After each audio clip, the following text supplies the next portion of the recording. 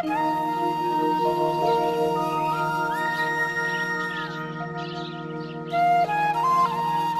नमो भगवते वासुदेवाय।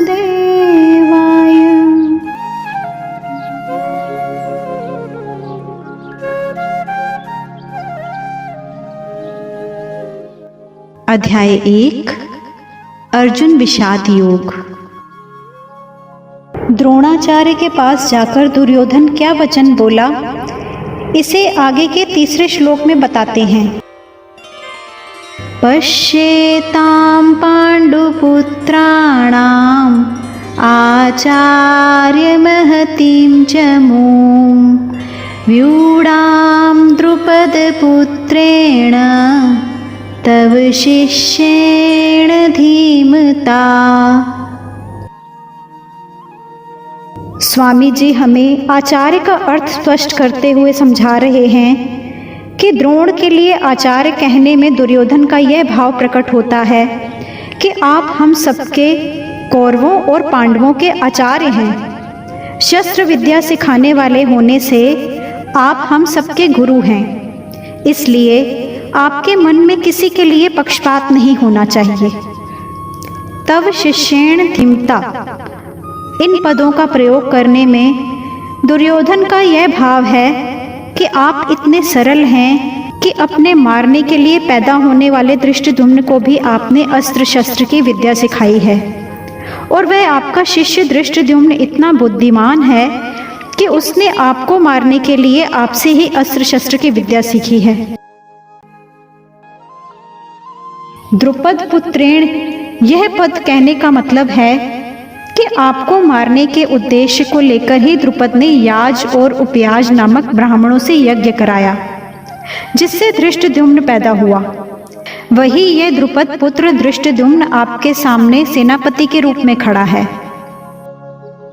वैसे तो दुर्योधन यहाँ द्रुपद पुत्र की जगह धृष्टद्युम्न भी कह सकता था, लेकिन द्रोणाचार्य के साथ द्रुपद का जो वैर था, उस वैर भाव को याद दिलाने के लिए दुर्योधन ने यहाँ द्रुपद पुत्रेण शब्द का प्रयोग किया है कि अब वैर निकालने का अच्छा मौका है।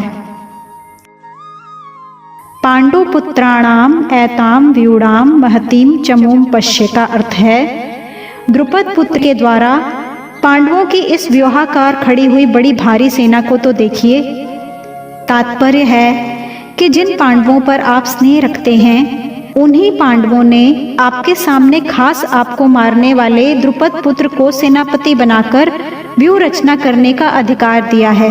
अगर पांडव आपसे स्नेह रखते तो कम से कम आपको मारने वाले को तो अपनी सेना का मुख्य सेनापति नहीं बनाते, इतना अधिकार तो नहीं देते। लेकिन सब कुछ जानते हुए भी उन्होंने उसी को सेनापति बनाया है। वैसे तो कौरवों की बजाय पांडवों की सेना संख्या में कम थी, यानी कौरवों की सेना 11 अक्षौणी और पांडवों की सेना 7 अक्षौणी थी। लेकिन दुर्योधन पांडवों की सेना को बड़ी भारी बता रहा है। पांडवों की सेना को बड़ी भारी कहने के दो भाव हो सकते हैं। पहला, पांडवों की सेना ऐसे ढंग से व्यूहाकार खड़ी हुई थी जिससे दुर्योधन को थोड़ी सेना भी बहुत ज्यादा दिख रही थी। और दूसरा, पांडव सेना में सबके सब योद्धा एक मत के थे। इस एकता के कारण पांडवों की थोड़ी सेना भी बल में उत्साह में बड़ी मालूम दे रही थी। ऐसी सेना को दिखाकर दुर्योधन द्रोणाचार्य से यह कहना चाहता है कि युद्ध करते समय आप इस सेना को सामान्य और छोटी ना समझें। आप विशेष बल लगाकर सावधानी से युद्ध करें।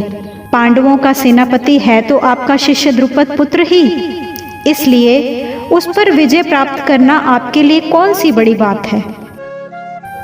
एताम पश्य कहने का तात्पर्य है कि यह पांडव सेना युद्ध के लिए तैयार होकर सामने खड़ी है, इसलिए हम लोग इस सेना पर किस तरह से विजय कर सकते हैं, इस बारे में आपको जल्दी से जल्दी निर्णय लेना चाहिए। दुर्योधन द्रोणाचार्य से क्या कहता है, इसे आगे जानेंगे।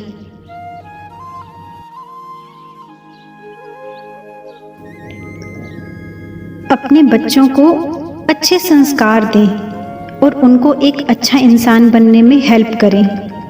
एक अच्छा जीवन जीने में भगवत गीता हमारा मार्गदर्शन करती है।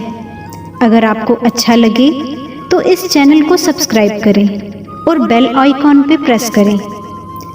अपने बच्चों और जानने वालों के साथ इसे शेयर करें।